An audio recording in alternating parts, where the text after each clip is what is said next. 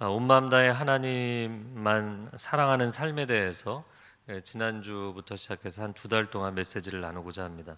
오늘은 솔로몬의 기도를 통해서 온전한 소원에 대해서 나누겠습니다. 기억하실지 모르겠는데요. 이 본문의 말씀으로 작년 4월 7일에 양재에서 기도 시리즈로 메시지를 한 적이 있습니다. 오늘은 소원이라는 관점에서 주제로 함께 말씀을 나눕니다. 자, 4절 말씀, 오늘 본문의 4절을 같이 읽어보겠습니다. 왕은 제물을 드리러 기브온으로 갔습니다. 그곳에 큰 산당이 있었기 때문입니다. 솔로몬은 그 제단에서 1000마리 짐승을 번제물로 드렸습니다. 후일 솔로몬은 이스라엘 역사에서 가장 찬란한 업적을 남긴 지도자가 됩니다. 그러나 시작할 때만 해도 상당한 부담감을 가졌을 것입니다. 왜냐하면 그의 선친 다윗은 하나님의 마음에 합한 왕이었을 뿐만 아니라 그때나 오늘날에도 이스라엘 사람들이 가장 사랑하고 존경하는 지도자였기 때문이죠. 솔로몬의 마음 가운데 하나님 앞에 아뢰고 싶은 소원이 한가득이 아니었겠는가. 그런데 그가 소원을 아뢰지 않고 오늘 한 가지 특별한 행동을 합니다. 그것은 우리가 4절 말씀에 읽은 것처럼 솔로몬은 하나님께 1000번제를 드렸습니다. 오늘날에도 이 1000번제를 본받아서 1000일을 하나님 앞에 1000일 동안 새벽 기도를 하거나 1000일 동안 철야 기도를 하거나 이런 분들이 있으시죠. 꼬박 3년 2달을 매일같이 새벽 기도를 해야 되는 기간입니다. 제가 1000번제에 대해서 이 숫자가 얼마나 큰 숫자인가 좀 묵상을 해봤는데요. 양 1000마리를 번제로 드린다. 이 번제라는 것은 제물을 완전히 태우는 것입니다. burnt offering. 그래서 하나님 앞에 완전히 태워드리는 제사. 소요 시간을 계산을 해봤는데 한 마리를 각을 떠서 완전히 태우는데 만약에 굉장히 화력이 세서 한 10분 정도 걸리고 또 이 기본 산당이 상당히 규모가 있는 큰 산당이다 이렇게 되어 있기 때문에 번제단이 동시에 10개를 사용한다고 했을 때도 16시간 40분이 걸리더라고요. 별로 안 놀라시지만 16시간 40분. 아침 6시에 시작해서 한순간도 쉬지 않고 계속 했을 때 밤 10시 40분까지 해야 되는 시간입니다. 그래서 어떤 학자는 아마 하루에 그것을 끝내지는 않았을 것이다. 일주일 내내 하지 않았겠느냐 이렇게 추정을 하는데 이 추정이 더 맞지 않겠나 생각이 됩니다. 자, 1000번제는 하나님이 그렇게 해야 된다고 의무로 주신 제사가 아니었어요. 그것은 솔로몬 자신이 원해서 한, 즉 의무제가 아니라 자원제였습니다. 과연 누가 시킨다고 그런 일을 감히 할 수가 있겠습니까? 솔로몬은 왜 그렇게 했는가? 솔로몬은 최고의 하나님께 최선의 예배를 드리고 싶었던 것이죠. 그리고 하나님은 솔로몬의 그런 지극정성의 마음을 기쁘게 받으셔서 그 밤에 솔로몬에게 꿈에 나타나 말씀을 하셨던 것입니다. 자, 이어지는 5절 말씀 같이 읽겠습니다. 시작. 여호와께서 밤중에 기브온에서 솔로몬의 꿈속에 나타나셨습니다. 하나님께서 내게 구하여라, 내가 내게 무엇을 주랴 하고 말씀하셨습니다. 자, 사람들이 심리적으로 마음에 어떤 것을 굉장히 갈망하고 소망하면 꿈속에 나타난다 이렇게 얘기를 하죠. 또 외국어를 배울 때 그 언어가 많이 익숙해지면 꿈에서도 하게 된다 그런 얘기를 합니다. 자, 그런데 그런 심리적인 측면 말고 영적으로도 하나님을 사모하고 갈망하면 꿈에서 하나님을 만나고 꿈에서 하나님의 음성을 듣는 일들이 있습니다. 하나님의 소통에는 제한이 없기 때문이에요. 어떤 사람들은 이런 방식으로는 하나님이 안 하실 거다 이렇게 생각하는데 하나님은 모든 채널을 통해서 말씀하실 수 있는 하나님이세요. 왜냐하면 하나님께서 이 모든 소통의 채널들을 창조하신 분이시기 때문입니다. 자, 그 하나님께서 꿈에서 솔로몬에게 뭐라고 말씀을 하셨는가? 5절에 보면 내게 구하여라, 내가 내게 무엇을 주랴. 여러분 펜이 있으시면 성경에 밑줄을 그어보세요. 내게 구하여라, 내가 내게 무엇을 주랴. 한국어 성경들이 굉장히 여러 역본이 있는데 그 중에서 가장 원문에 가깝게 정확하게 번역한 것입니다. 그러니까 뉘앙스로 이야기를 하자면 뭐든지 구해라. 네가 원하는 것을 내가 들어주겠다. 그런 의미입니다.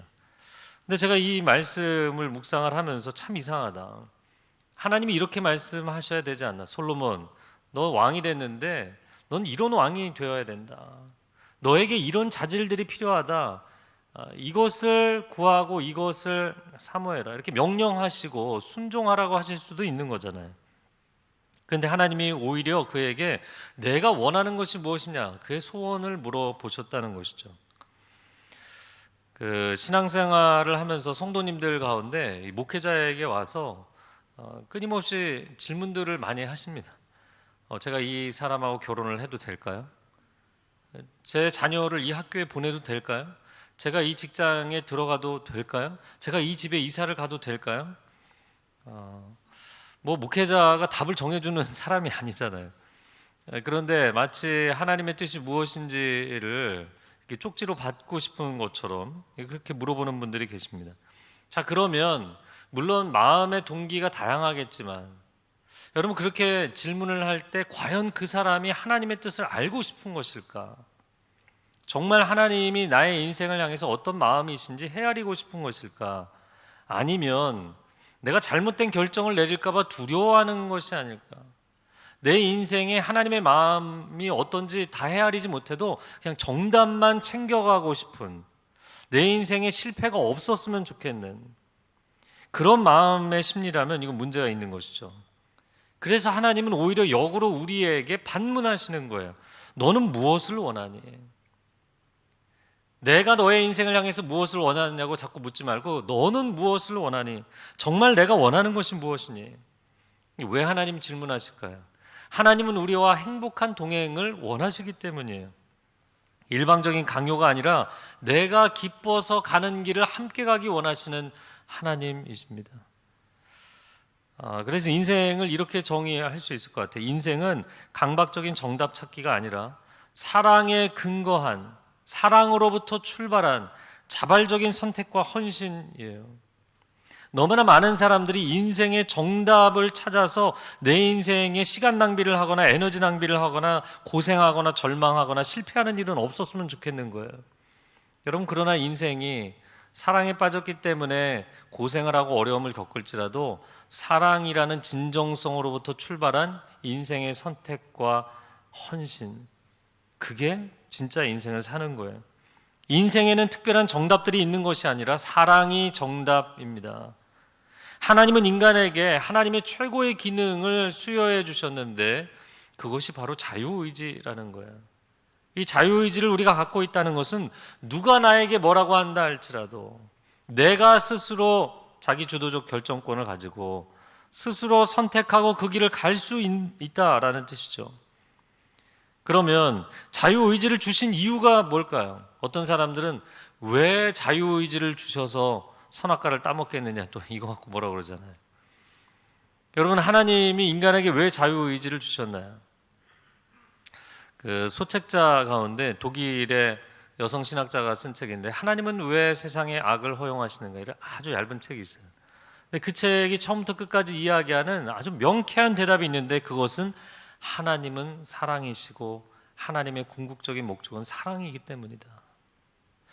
여러분, 사랑이 완성되는 데 있어서 가장 중요한 요소는 자유의지예요. 내가 좋아하는 사람이 있다고 해서 억지로 결혼 강요해서 할 수 없고요. 억지로 집에다가 가둬놓고 나만 좋아라고 할 수 없어요. 그건 사랑이 아니죠. 그건 공포영화죠. 여러분, 사랑이 완성되려면 자발성이 필요한 거예요. 자원함이 필요한 것입니다. 하나님은 사랑이십니다. 하나님이 창조하신 세상에서 최고의 가치이고 비전이고 목표는 사랑입니다. 그러므로 우리는 인생의 정답을 찾으려고 애쓰는 것이 아니라 사랑하고 헌신할 대상을 찾기 위해 노력해야 되는 거예요. 하나님, 내가 여기 존재하면서 누구를 사랑하고 누구를 위해서 제 인생을 헌신하며 살아야겠습니까? 그것이 명확해지면 내가 무엇을 할지, 어떻게 살아야 될지 인생의 강론의 정답은 다 나오게 돼 있어요. 하나님은 우리의 소원을 이루어 주시는 분이십니다. 오늘 소원에 대한 메시지를 나누고 있는데요. 잠언 13장 12절에 소원에 대해서 이렇게 말씀합니다. 같이 읽어볼까요? 소망이 더디 이루어지면 그것이 마음을 상하게 하거니와 소원이 이루어지는 것은 곧 생명나무니라. 하나님께서 여러분의 마음의 소원을 속히 이루어 주시기를 축복합니다. 이 더디 이루어지는 것은 너무나 고통스러운 것이다. 시편 37편 4절 같이 읽겠습니다. 또 여호와를 기뻐하라. 그가 내 마음의 소원을 내게 이루어 주시리로다. 내가 하나님을 기뻐하지는 않아요. 그러나 하나님께 친한 척하면서 소원을 좀 이루어 달라고 해요.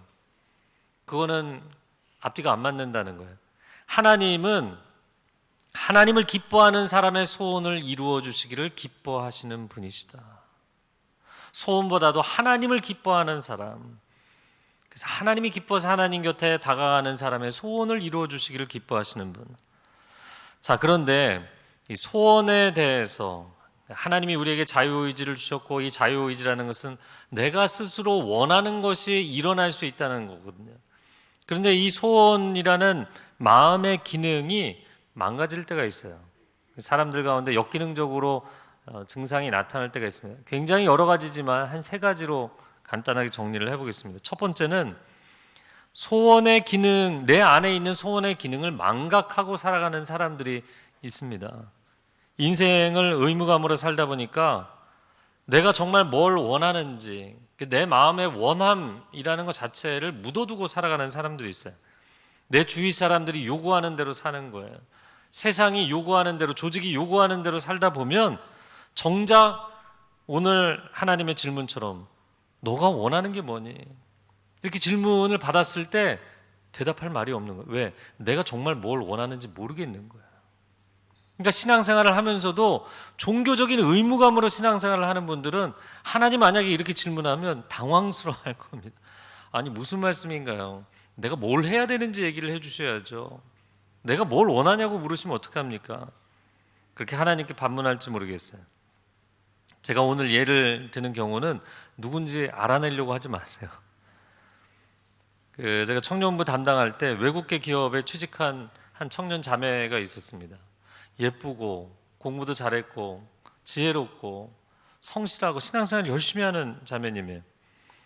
근데 어려서부터 아주 강한 스트롱한 그 어머니 밑에서 어머니 말씀이 무조건 순종하면서 사춘기도 없을 정도로 그렇게 순종하며 지냈어요.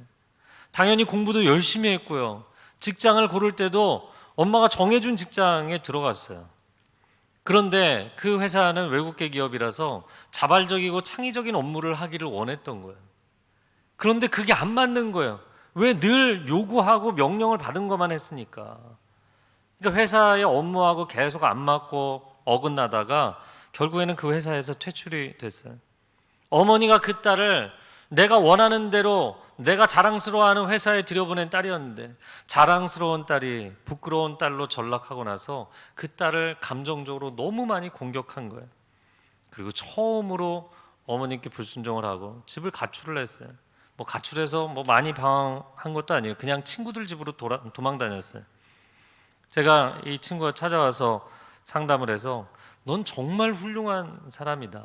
넌 앞으로 무엇이든지 할 수 있어. 다만 중요한 것은 지금까지는 누군가가 너에게 원하는 것을 해오는 인생이었기 때문에 이제는 너가 원하는 것을 해야 된다.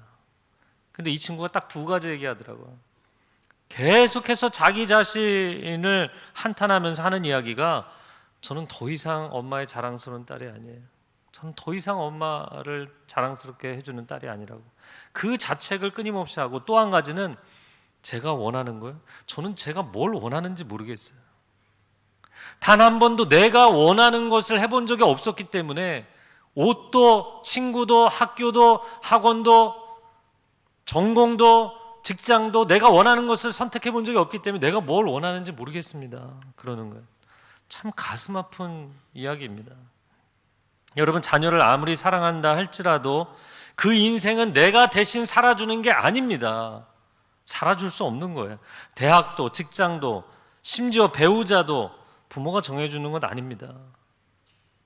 소원의 기능은 하나님이 우리에게 주신 가장 강력한 기능인데 그 기능을 마비시켜버린 거예요.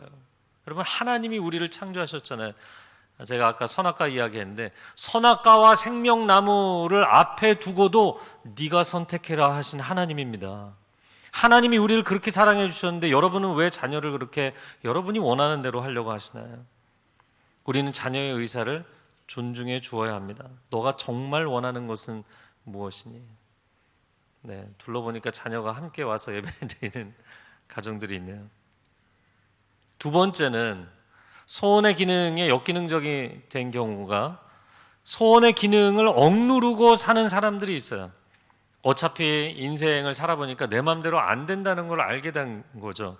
그러다 보니까 소원하는 것 자체를 기피하는 거예요.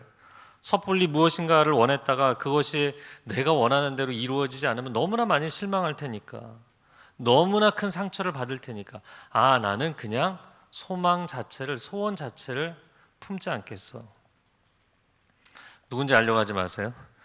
제가 아는 한 집사님이 1.5세이신데 부모님 직장 따라서 어려서부터 계속해서 해외에서 이사를 다닌 거예요. 그런데 가는 곳마다 당연히 친구들 사귀고 싶죠. 그런데 친구들 사귀고 나면 너무너무 친해졌고 떨어지기 싫은데 그냥 예고도 없이 아빠가 회사를 옮기면 옮겨야 되는 거예요. 도시를 옮기면 옮겨야 되는 거예요. 그러니까 마음 가운데 이제 트라우마가 생겨서 친구들을 사귀고 싶지만 어차피 슬픈 이별을 할 거기 때문에 나는 아예 친구를 사귀지 않을 거야. 가까이 하지 않을 거야. 그런 결정을 한 거예요. 여러분, 굉장히 자기 통제가 강한 사람이죠. 자기의 인생에 아픔과 어려움이 생길 것을 미연에 방지하겠다는, 어린아이가 그런 생각을 하면서 평생을 사는 거예요. 여러분, 이런 사람은 신앙생활도 마찬가지입니다. 내가 하나님께 가까이 갔다가 내가 원하는 대로 하나님이 해주시지 않는다면 나는 너무 많이 상처를 받을 거야.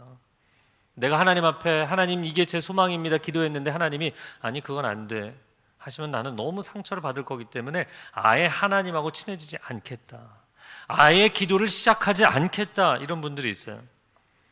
절망하지 않기 위해 소망조차 하지 않는 사람들, 하나님 앞에 상당히 쿨한 척하지만 늘 마음속에는 하나님을 원망하고 하나님과 거리감을 유지하고 있는 안타까운 사람들입니다. 자, 세 번째는 소원과 정반대로 살아가는 사람들이 있어요. 사실 좀 굉장히 광범위한 경우들인데 다 설명하기는 어렵고요. 여러분, 내가 소원하는 것을 이루겠다고 인생을 살잖아요. 그런데 결과적으로 내가 소원하는 것과 정반대 방향으로 가는 분들이 계세요. 학생들 가운데도 좋은 대학에 가고 싶었어요. 근데 이게 내가 원하는 대로 잘 안 되잖아요. 그럼 그냥 막 가는 경우들이 있어요. 좋은 인생을 살고 싶었어요. 훌륭한 인생 살고 싶었어요. 그게 근데 잘 안 되잖아요. 그러면 더 망가뜨리는 거, 자기 인생을 망가뜨리는 사람들이 있어요. 결혼생활, 부부생활 정말 행복하게 하고 싶었어요. 그거에 대한 꿈이 있었어요.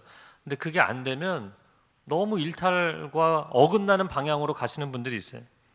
자녀를 끔찍이 사랑하고 이 아이를 위해서 10년, 20년 너무너무 헌신했는데 아이가 배신하고 인생을 성실하게 살지 않고 부모에게 계속 어긋장을 놓고, 그러면 그 배신감 때문에, 그 상처 때문에 오히려 아이를 내치고 거절하고 미워하는 그런 부모님들도 있어요. 자신의 소원을 자기 손으로 무너뜨리는 케이스. 사실 이런 심리가 이제 극단으로 가면 자살하는 사람들의 심리가 나오는 겁니다. 저는 한때 자살 묵상을 많이 했던 사람이기 때문에 지금은 묵상 안 합니다. 한때 묵상을 많이 했기 때문에 이 심리를 잘 알아요. 왜 자살을 하는 줄 아세요? 잘 살고 싶기 때문에 자살하는 거예요. 잘 살고 싶은데 그게 안 되니까 죽고 싶은 거예요. 그래서 잘 살고 싶은 마음이, 그 열망이 큰 사람들이 죽고 싶은 결정을 하는 것이거든요. 그래서 그 사람의 그 잘 살고 싶은 마음을 하나님이 만나주시고 붙잡아 주셔야 될 줄로 믿습니다. 저와 여러분의 기도가 하나님 안에서 살아있기를 축복합니다. 왜냐하면 우리가 기도는 하지 않고 심리적으로만 소원을 품고 있으면 이 소원은 망가지기가 너무나 쉽다는 거예요. 역기능으로 가기가 너무나 쉬운 거예요. 하지만 기도하는 가운데 건강하게 소원을 품고 소원을 이루어가는 법을 배우면 여러분의 내면도 건강하고 인생도 건강할 것입니다. 자, 소원에 대한 이야기를 계속하는데요. 소원이 무엇인가? 사전적 정의를 보면 바라고 원한다 이런 거예요. 무엇이 이루어지기를 바라는 마음이에요. 제가 2009년 9월에 캐나다에서 한국 돌아왔을 때 대학 청년 본부 맡았는데 그때 상황이 좀 어려웠기 때문에 뭐 한 2년 정말 정신없이 사역만 했던 것 같아요. 두 아들과 교제할 시간이 많지 않았던 것이 너무나 미안했습니다. 그래서 하루는 그 아버지 학교에서 권면하는 대로 자녀가 둘 있고 셋 있고 해도 한 사람씩 데이트를 하라고 이렇게 알려주거든요. 그래서 큰 아들하고 데이트하고 둘째 아들하고 데이트하고 이렇게 따로따로 불러내서 해봤어요. 제 큰 아들 지성이가 초등학교 4학년 때였던 것 같습니다. 데이트하자. 그래서 이제 불러내서 같이 맛있는 밥 먹고 코코아 사주면서, 커피 사줄 수 없으니까 코코아 사주면서 뭐 신나게 코코아 마시고 있는데 제가 물어봤어요. 지성아, 너 아빠에게 소원을 말해봐. 아빠가 꼭 들어줄게. 그랬더니 얘가 눈이 동그래져서 정말이냐고. 그래 정말이지. 저는 제가 소원을 다 들어줄 줄 알았어요. 근데 아들이 저한테 그러는 거야. 아빠 통장에 있는 돈을 다 내놔. 아니 왜 갑자기 그런 요구를 하냐, 이게 무슨 소리냐 그랬더니 자기 캐나다로 돌아가고 싶대요. 2년이 지났는데도 자기 캐나다로 돌아가고 싶대. 밴쿠버에 있는 친구들을 다시 만나고 싶고, 거기 있는 친구들이 그 뭐 정말 뭐랄까요, 조금 달라요 좀 분위기가. 한국에 오자마자 막 그 초등학교 2학년 3학년 애들이 입이 거칠고 막 욕을 하고 뭐 선생님이 자들고 다니면서 등 때리고, 얘가 막 너무 놀랐어요 처음에. 그러니까 저는 뭐 그런 것도 모르고 아이가 잘 적응하고 있는 줄 알았죠. 아이에게 소원을 물어보고 나서야 정말 힘든 시간을 가졌구나라는 걸 알게 됐어요. 제가 저희 아들들에게 소원을 말해보라고 했던 이유는 뭐냐면, 그래야 자기 속마음을 털어놓는 시간을 갖잖아요. 그러니까 아빠와 아들 사이에 속마음을 털어놓는 그런 친밀한 관계 형성을 해보고 싶은 마음이 있었어요.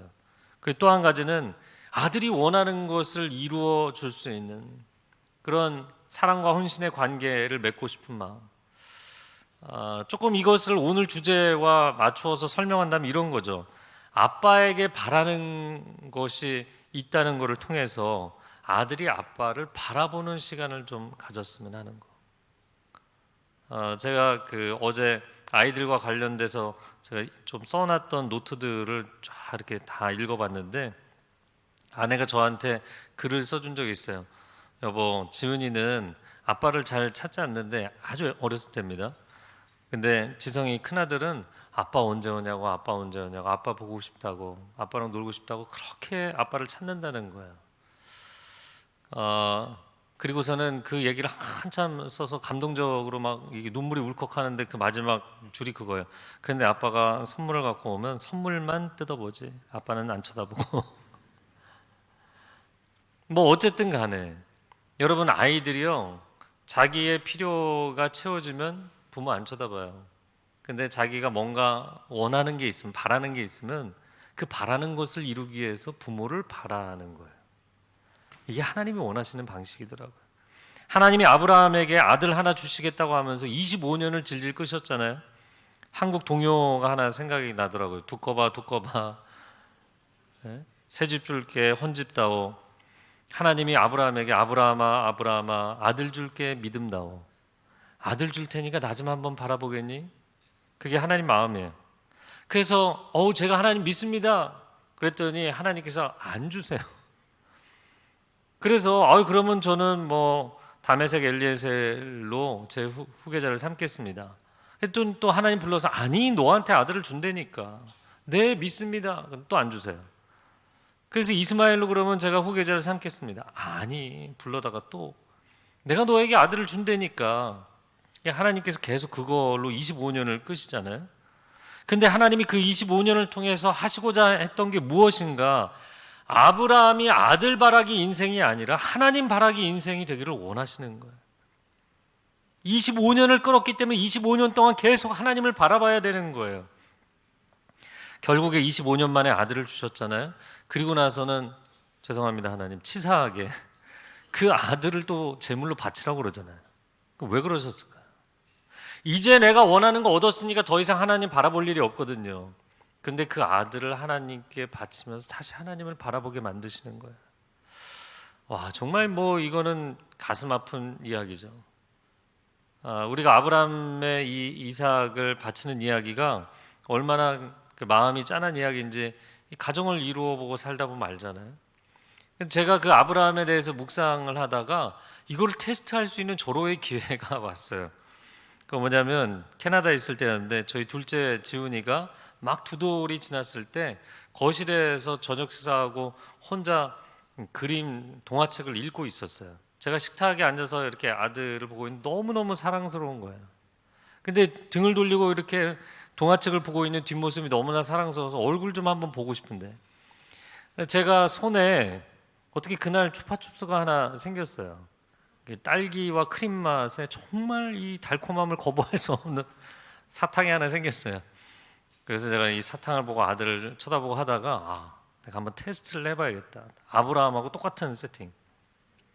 아들을 불렀어요. 지훈아, 사탕 줄게. 그랬더니 막 해맑은 미소로 달려왔어요. 제가 그래서 아빠 뽀뽀 그러니까 당연히 사탕을 먹기 위해서 뽀뽀를 했어요. 그리고 나서는 제가 그런데 좀만 더 책을 보다가 와. 그러더니 애가 또 가는 거예요. 그거를 3번 반복했습니다. 3번 반복. 3번째는 지훈아 사탕 줄게 그러니까 약간 이렇게 째려보더라고요. 이걸 뭘 주겠다는 거야 말겠다는 거야. 진짜 줄게. 그러니까 왔어요. 제가 껍질을 까서 아들의 손에 쥐어줬습니다. 그랬더니 아들이 입에 들어가려고 하는데 제가 그런데 지훈아 잠깐만 그 사탕 아빠 줄래? 잔인한 질문이죠. 그런데 아이가 제 앞에 딱 내밀면서 아빠 먹어 그러는 거예요. 너무너무 눈물이 나더라고요. 내가 이 사탕을 나에게 바친 너를 위해서 평생 무엇이든지 해주겠다. 막 이런 마음이요. 마음에 충만해지더라고요. 아들을 안고 지훈아 아빠가 사탕을 원하는 게 아니야. 나 우리 지훈이를 원하고 너무너무 사랑해. 고마워. 사탕은 네가 다 먹어. 여러분, 하나님은 우리가 바라는 바, 소원을 통해서 하나님 바라기를 원하시는 거예요. 하나님을 바라보기를 원하시는 거예요. 바라다라는 말, make a wish, hope, 뭐라고 표현을 하든 이 바라다라는 말은 바라보다라는 의미와 기다리다라는 의미를 내포하고 있는 것입니다. 하나님은 우리가 하나님을 바라보고 하나님을 기다리고 하나님을 기대하기를 원하시는 거예요. 그런데 내가 소원하는 바를 내 능력으로 다 채울 수 있다?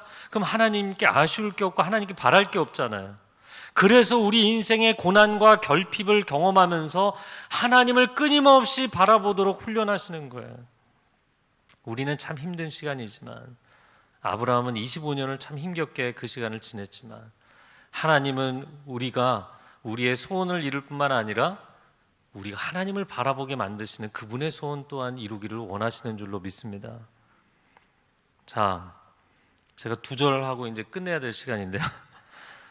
뒷부분은 이렇게 정리를 하겠습니다. 6절부터 9절의 내용은 제가 그냥 말씀으로 설명을 드리겠는데 솔로몬이 하나님께서 구해봐라. 네가 원하는 게 뭐냐? 이렇게 대답했어요. 저의 아버지 다윗은 훌륭한 인물이어서 하나님께 은총을 받았습니다. 하지만 저는 나이도 어리고 경험도 부족하고 주님이 내게 맡겨주신 이 백성들을 다스리려면 선과 악을 구별할 수 있는 지혜가 제게 필요합니다. 지혜를 주십시오. 여러분, 지혜란 무엇인가? 잠언 1장 7절 상반절에 이렇게 말씀합니다. 읽어볼까요? 여호와를 경외하는 것이 지식의 근본이다. 거기까지요. 자, 여호와를 경외하는 것이 지혜다. 바꿔서 이야기하면 지혜란 하나님을 경외하는 것입니다. 경외한다는 것은 다른 말로 표현하자면 하나님을 바라보는 것이에요. 이 정도쯤은 내가 결정할 수 있지. 이게 아니라 하나님 제가 어떻게 해야 될까요? 하나님을 바라보는 거예요. 하나님의 지혜를 구하는 거예요. 그러니까 이 내용 하나님과 솔로몬의 대화를 정리하자면 이런 것이죠. 넌 뭘 바라니? 소원을 물어봤더니 저는 하나님을 바랍니다. 이렇게 대답을 한 거예요. 그러니까 하나님의 마음에 그 대답이 얼마나 흡족하셨겠어요. 그래서 10절 말씀, 오늘 본문의 10절 같이 읽어볼까요? 시작. 솔로몬이 이렇게 구하자 주께서 기뻐하셨습니다. 당연히 하나님 마음에 기쁘죠. 이게 정답이니까. 그래서 하나님이 그에게 지혜뿐만 아니라 부와 명예와 장수까지 주셨다. 왜냐하면 솔로몬은 하나님이 가장 기뻐하는 두 가지를 구했거든요. 내용으로 정리를 해보자면 하나님을 경외하는 것과 내게 맡겨주신 백성들을 사랑하는 것. 왕이 됐어요. 나는 이렇게 대단한 자리에 올랐어. 자기 도취에 빠져 있는 것이 아니라, 자신을 바라보는 것이 아니라 하나님을 바라보고 내게 맡겨주신 백성들을 바라봤잖아요. 시선이 자기에게 머물러 있는 것이 아니라 하나님을 바라보고 백성들을 바라보니까 그런 솔로몬을 바라보시는 하나님의 마음이 기쁘셨다라는 거예요. 솔로몬의 소원이 이루어지고 하나님의 소원이 이루어지는 행복한 동행이 이루어진 것이죠. 빌립보서 2장 13절 말씀 같이 읽어보겠습니다. 시작. 하나님이시니 자기의 기쁘신 뜻을 위하여 너희에게 소원을 두고 행하게 하시나니, 하나님은 우리의 마음에 소원을 주시고 소원을 이루어 주시기를 기뻐하시는 분이십니다. 왜냐하면 그 과정을 통해서 하나님이 나와 친밀해지시고 또 서로를 신뢰하는 동행의 관계, 동역의 관계가 되기 때문인 거죠. 내가 어떤 사람이 있는데 친하다고 얘기하면서도 그 사람에게 아무것도 바라는 게 없어요. 나 이렇게 해줘, 이걸 편하게 얘기를 못해요. 그럼 그 관계가 진짜 친밀한 걸까요? 아니죠. 내가 누군가에게 정말 바라는 것이 있고 바라는 것을 편안하게 얘기할 수 있는 관계, 그 친밀한 관계이고 신뢰 관계인 거잖아요.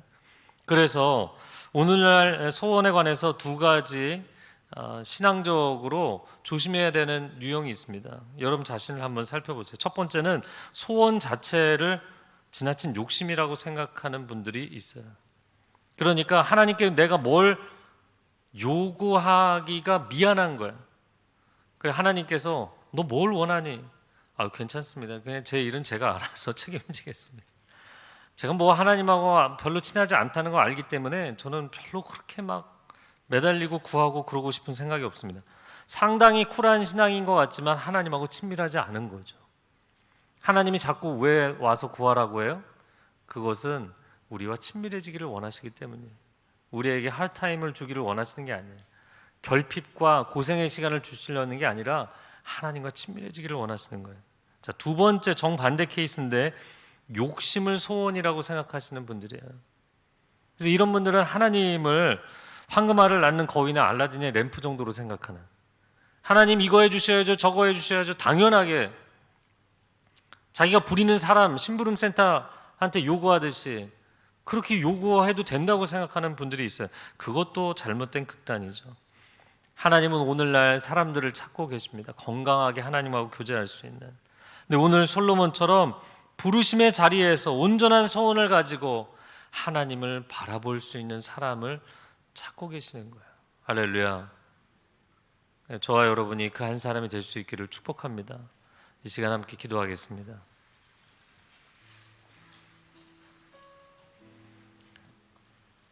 하나님, 솔로몬의 기도가 나의 기도가 될 수 있다는,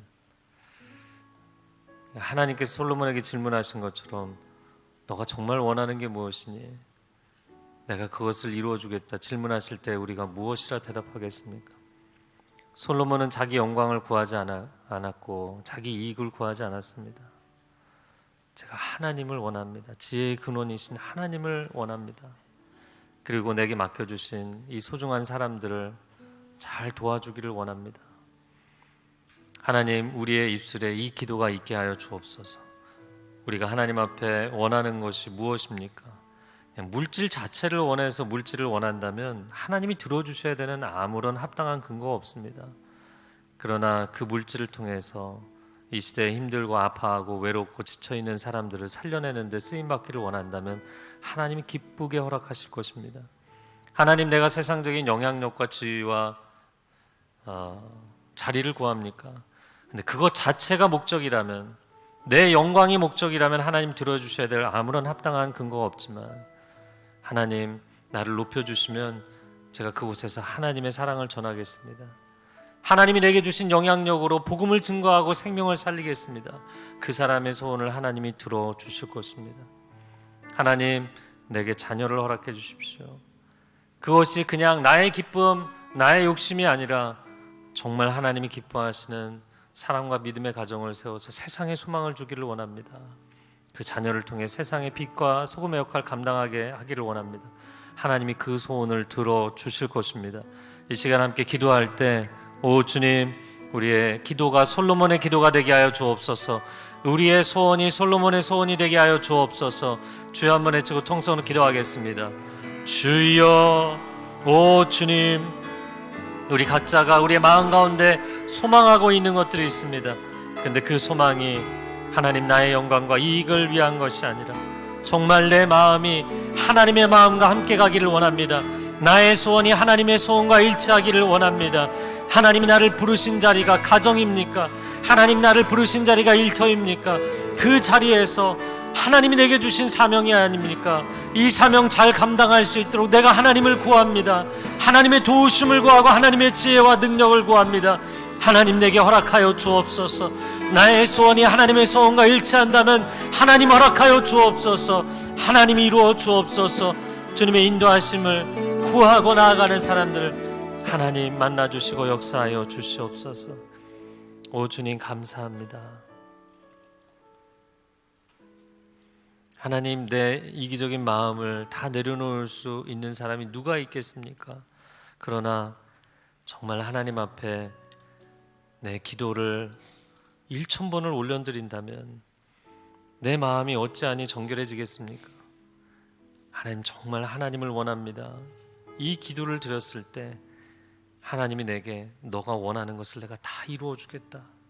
그 음성을 응답으로 받는 귀한 하나님의 사람들 되게 하여 주시옵소서. 예수 그리스도의 이름으로 기도합니다. 아멘.